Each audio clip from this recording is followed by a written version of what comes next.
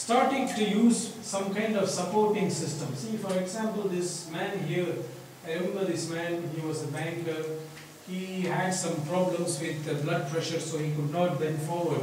Now, from a standing position, but at the same time, for some of his other problems, he needed to bend forward, which was going to help. So, in such cases, certain support systems were used so that he would not fall dizzy when he's bending forward from standing, but still certain needs that are necessary to be met were met. So, certain support systems were used, which is also something that Krishnamacharya used to use long ago, even in the 1920s. I mean, many people today associate the use of props with what we call Iyengar yoga.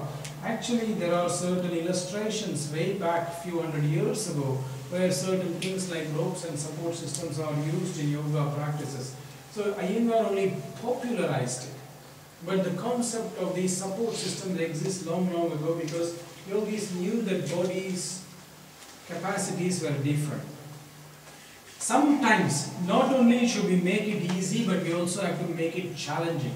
So here, some kind of breathing ratios would be changed so that it challenges or enhances the potential of an individual. For example, a posture like Shalabhasana, done with a ratio of, let us say, a certain duration of inhale, double the duration of hold after inhale, and the same duration hold after exhale.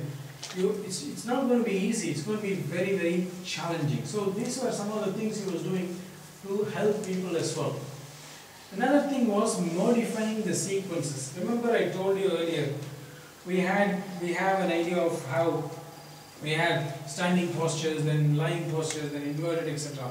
He started to change the sequences as is necessary because, again, duration of time, duration of practice, all this starts to matter. Well, I don't know if you ever have this in your country. In the traditional times in India, many times healing of a person, especially of certain illnesses, was done through diet. And very often what kind of diet and the secrets of which diet would be good for which kind of illness always were with the grandmothers or the grandfathers. It was what is called family wisdom. It was always there. But in this era, what started to happen was the grandfathers and grandmothers started to disappear. Because the next generation of people, they were not interested in all this diet, they were interested in becoming an engineer or a scientist or a rocket technologist or whatever. So they did not want to learn what was in the family. So this started to get lost.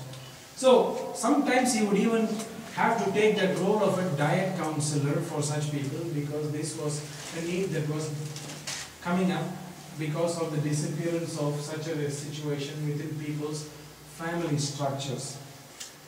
Another phenomenal thing started to happen was a lot of people started to come with medical needs, especially sent by doctors, because in this time, in 1976, my father had already started the KYM, the Krishnamacharya Yoga Mandiram, where it was functioning as a yoga therapy center mainly, and many doctors started to become open to work and collaborate with us. So this also started to happen in this kind of an era in the 70s and 80s.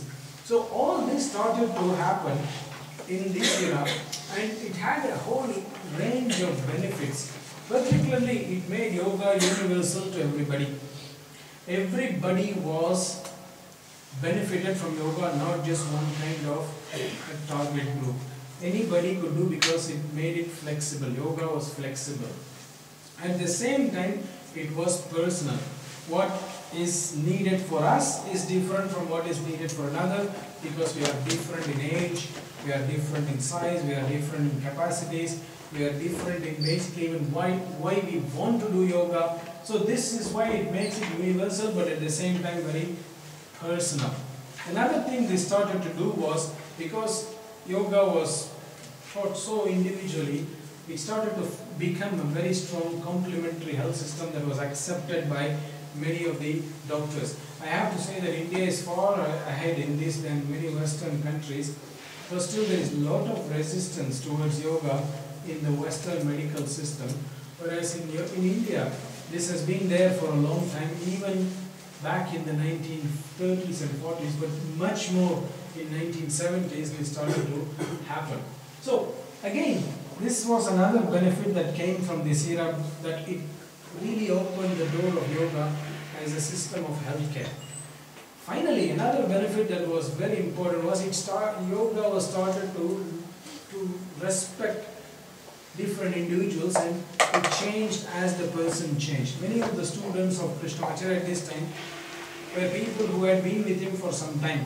For example, you take somebody like my own father. He was a young boy, then an adult, young adult, then a responsible adult, a father already by this time.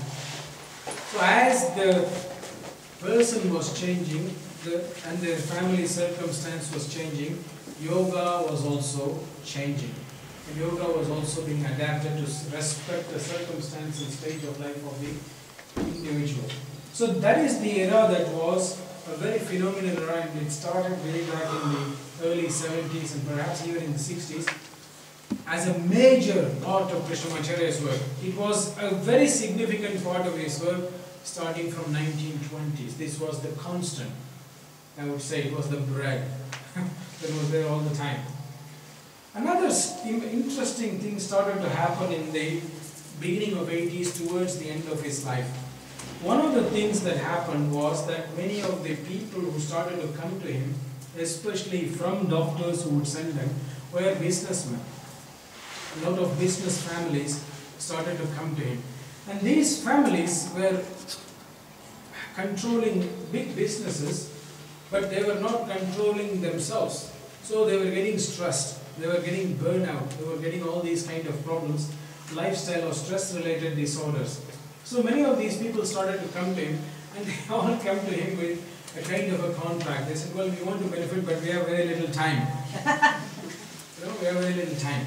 So again, there is a very fascinating phenomena that he created, what is called Anga Lagava, lightness of the body. This was another era that started towards the late 80s, and by this time he was already in his 90s. Again, this is in reference to a sutra which we have in the Yoga Sutra of Patanjali, which talks about the role of breath. So here what he did was, he designed asanas in such a way that all of the sequences were done only on hold after exhale. And the practices were very short. And one of the things that was also very important was, every posture was only one step away from another posture. It was not too far away. So if you look at it, this was a sequence, for example, where every movement you do on hold after exhale. Now, this is the kind of sequences he designed which were short but very efficient.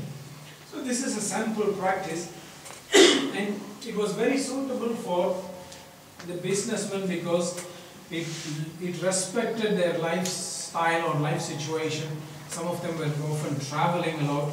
So there was a lot of limitations based on time, but they wanted maximum benefit if possible. That's how we've become nowadays. We want a lot of benefit for very little investments, but still to some degree it's possible in yoga.